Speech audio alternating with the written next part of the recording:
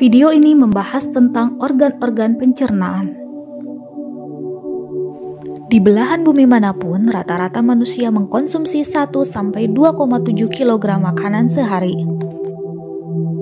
Makanan tersebut masuk ke dalam saluran pencernaan dan akan diproses melalui 4 tahap. Dimulai dari ingesti atau pemasukan makanan ke dalam mulut, kemudian digesti atau pencernaan, ketiga absorpsi atau penyerapan, dan keempat defekasi atau pengeluaran. Pencernaan merupakan proses perombakan makanan menjadi sari-sari makanan yang berstruktur lebih sederhana sehingga dapat diserap dan digunakan oleh sel-sel tubuh. Dalam tubuh kita ada 2 proses pencernaan, yaitu pencernaan mekanis dan pencernaan kimia. Pencernaan mekanis adalah proses pemecahan makanan yang berukuran besar menjadi berukuran lebih kecil atau halus dengan bantuan gerakan alat pencernaan.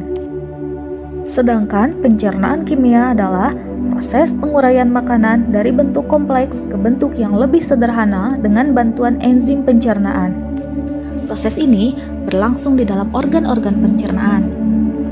Organ pencernaan dalam tubuh kita dibagi menjadi 2 organ, yaitu organ pencernaan utama dan organ pencernaan tambahan. Organ pencernaan utama terdiri dari rongga mulut, kerongkongan, lambung, usus halus, usus besar, dan anus, sedangkan organ pencernaan tambahan terdiri dari 2 organ, yaitu hati dan pankreas. Proses pencernaan sendiri dimulai sebelum makanan masuk ke dalam mulut. Saat kita melihat makanan lezat, kelenjar dalam mulut kita mengeluarkan banyak air liur. Kita menghasilkan sekitar 1,5 liter air liur setiap hari.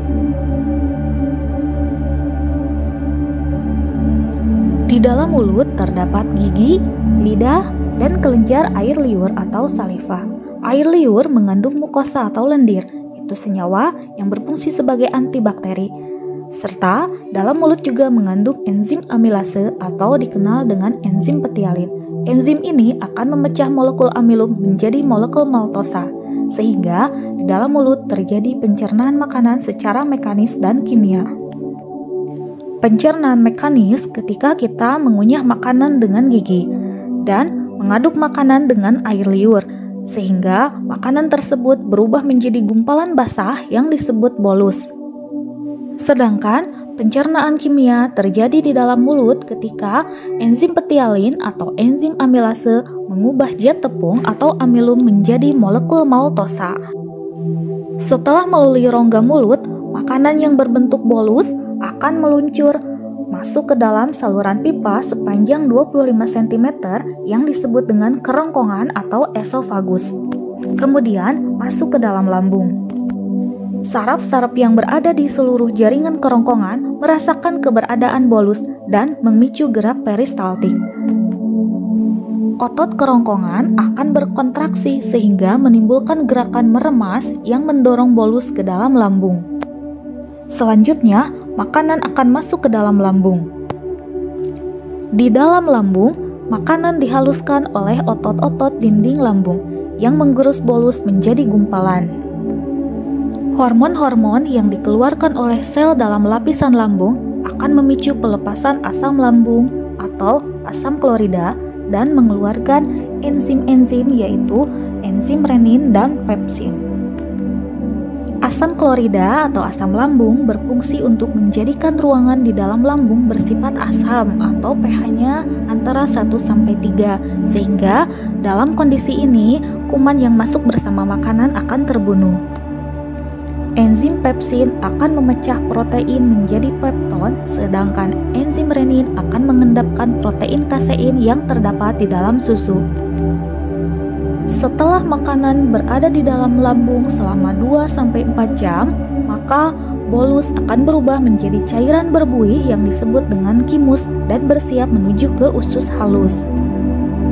Usus halus terdiri dari 3 bagian, yaitu usus 12 jari atau duodenum dengan panjang sekitar 0,25 meter, kemudian usus tengah atau jejunum dengan panjang sekitar 7 meter, dan usus penyerapan atau ileum dengan panjang sekitar 1 meter. Pada duodenum atau usus 12 jari terdapat saluran yang terhubung dengan kantong empedu dan pankreas.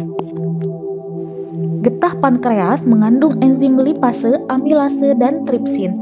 Enzim lipase akan mencerna lemak menjadi asam lemak dan gliserol. Enzim amilase akan mencerna amilum menjadi maltosa, sedangkan enzim tripsin akan mencerna protein menjadi polipeptida. Getah empedu yang dihasilkan oleh hati akan mengemulsi lemak, yaitu membuat lemak agar mudah larut di dalam air.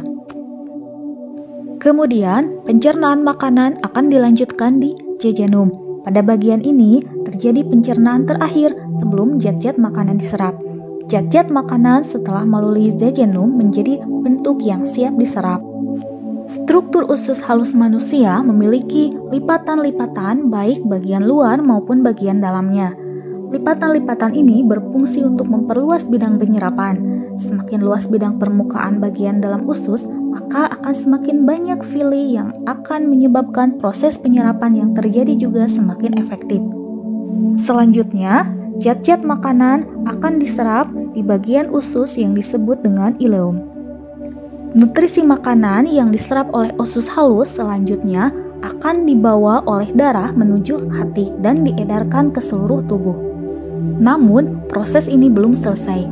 Kelebihan serat dan air dan sel-sel mati yang tersisa dari sisa pencernaan akan dibawa ke usus besar atau yang disebut dengan kolon. Pada usus besar akan terjadi penyerapan cairan oleh dinding-dinding usus besar, juga akan terjadi pembusukan oleh bantuan bakteri Escherichia coli. Tubuh akan mengambil sebagian besar sisa cairan melalui dinding usus dan sisanya akan menjadi gumpalan lunak yang disebut dengan feses. Kolon atau usus besar akan meremas hasil samping dari sisa pencernaan ini dan mendorongnya ke dalam sebuah kantong yang disebut dengan rektum. Ketika limbah ini sudah masuk ke dalam rektum, maka saraf akan memerintahkan tubuh kita untuk membuang limbah tersebut dan limbah tersebut akan keluar melalui anus. Sehingga perjalanan makanan yang telah berlangsung antara 30 sampai 40 jam akhirnya selesai.